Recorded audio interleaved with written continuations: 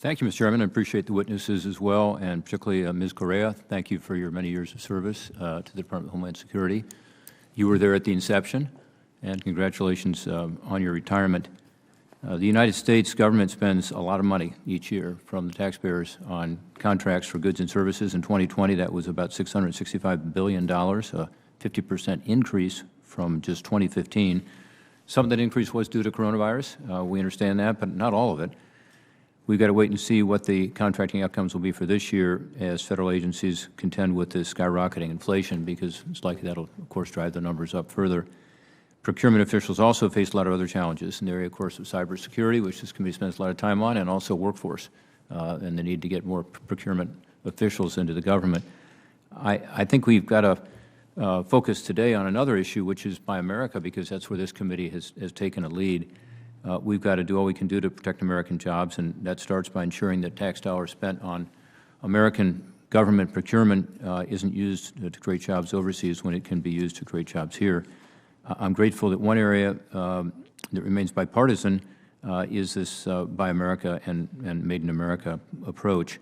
It's been the law for nearly a century, but federal agencies have, in my view, granted too many waivers to Buy America. Under current law, federal agencies may use domestic content waivers to purchase goods or services from foreign companies only in very limited circumstances. For example, when there's no American-made product available, or it will significantly increase the cost.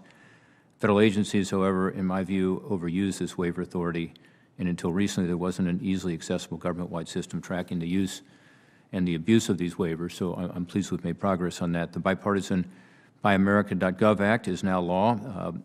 That's my legislation with Senator Stabenow, which was part of the infrastructure bill. And the administration has now issued an executive order creating this public website, MadeInAmerica.gov. So I'm really pleased to see that, which will help by, among other things, better identifying opportunities for American companies to be able to contract with the government. It mandates that any federal agency requesting a waiver to Made in America requirements publicly submit it for everyone to see. There are also maybe American manufacturers unknown to the government that can meet these needs, and that's what this website will be helpful to provide. That transparency is good for American jobs. I was also pleased to work with Chairman Peters on something called Build America, Buy America. It's a title in the recently passed infrastructure bill as well. That title updated the Buy America requirements to ensure the money spent on infrastructure goes to American manufacturing and American workers, American steel as an example, some of which is made in Ohio. We also included the Make PPE in America Act, part of that legislation that requires that personal protective gear critical to responding to the public health crisis here at home is made in America. We talked to PPE manufacturers about restoring production to America. The biggest thing we heard was we need long-term contracts to be able to make the investments, and that's in that legislation. The multi-year contracts, as required by the legislation, will give them the certainty they need to make these investments in the United States. Having passed all these laws, we might say that 2021 was the year of Buy America.